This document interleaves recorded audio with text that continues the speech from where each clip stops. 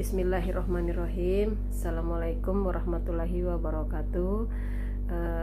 Hari ini adalah hari pertama kita pembelajaran dimulai ajaran baru 2020-2021. Karena kita sekarang masih dalam masa pandemi, oleh karena itu pembelajaran belum bisa dilaksanakan dengan tatap muka.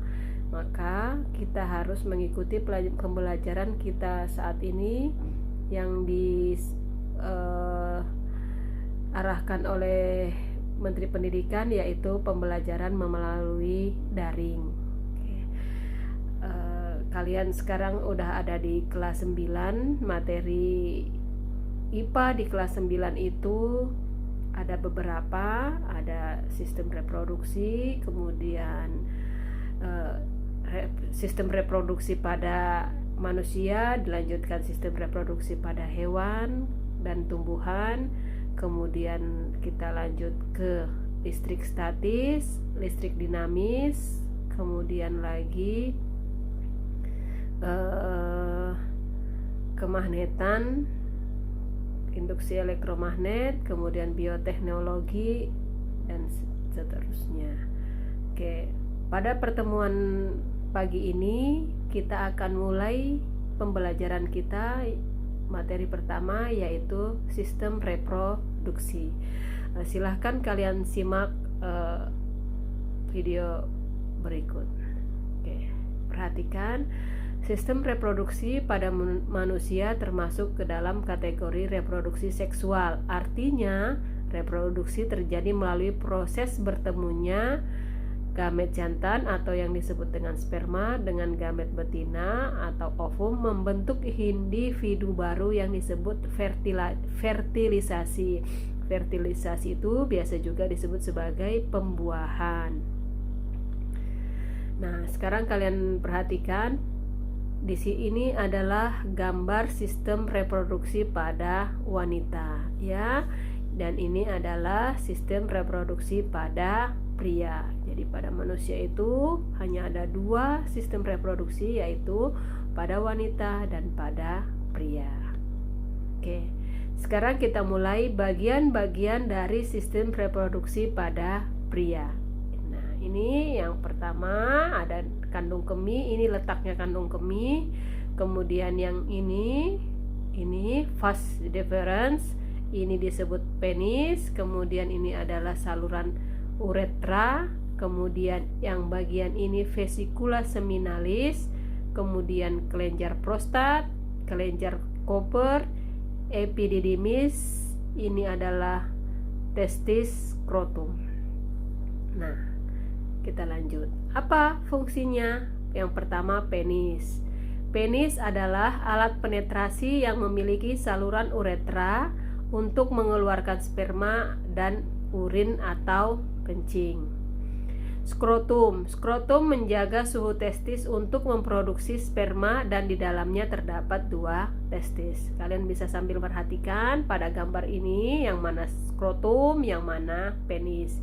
Yang ketiga itu testis. Apa testis fungsinya? Alat kelamin bagian dalam untuk memproduksi sperma dan hormon testosteron. Hormon inilah yang akan menghasilkan sperma.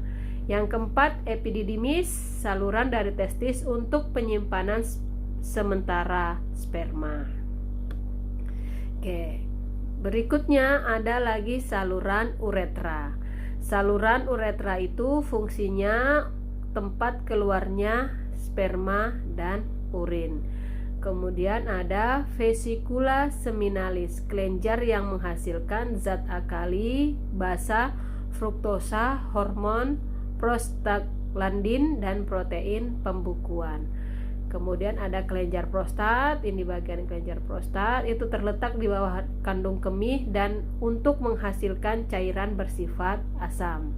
Berikutnya ada kelenjar Cooper, saluran dari testis untuk penyimpan sementara sperma.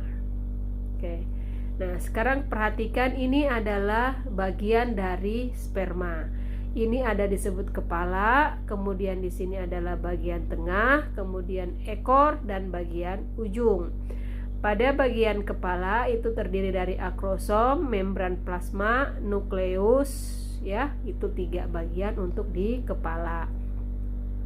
Pada bagian tengah itu ada sentriol, kemudian mitokondria, terminal disk, dan 7 adalah filamen aksial. Oke, sekarang kita lihat sistem reproduksi pada wanita. Ada bagiannya, yang pertama ini saluran telur, kemudian ini adalah ovarium, dan ini adalah rahim, ini endometrium, kemudian ini serviks, dan ini adalah vagina. Oke, apa fungsinya? Nah, vagina itu saluran penghubung lingkungan luar dengan rahim dan sebagai saluran keluarnya bayi, tempat jalannya lahir.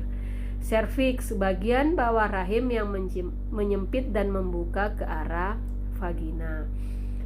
Kemudian yang ketiga saluran telur. Yang keempat ada ovarium, yaitu organ yang menghasilkan sel telur. Dan yang kelima rahim, jadi daerah sini rahim tempat berkembangnya janin. Dan ada endometrium, bantalan pada rahim yang akan meluruh atau menjadi haid jika tidak dibuahin. Jadi dari sini asalnya. Oke, selanjutnya ada penyakit kelamin. Yang pertama disebut gonorrhea. Itu adalah infeksi oleh bakteri Neisseria, penularannya melalui kontak seksual. Yang kedua itu ada kanker serviks, sel kanker yang tumbuh pada serviks. Ini yang paling banyak diderita oleh wanita. Yang ketiga ini ada namanya sifilis. Sifilis itu disebut juga raja singa, disebabkan oleh bakteri. Gejala awal muncul luka di area kelamin, mulut atau dubur.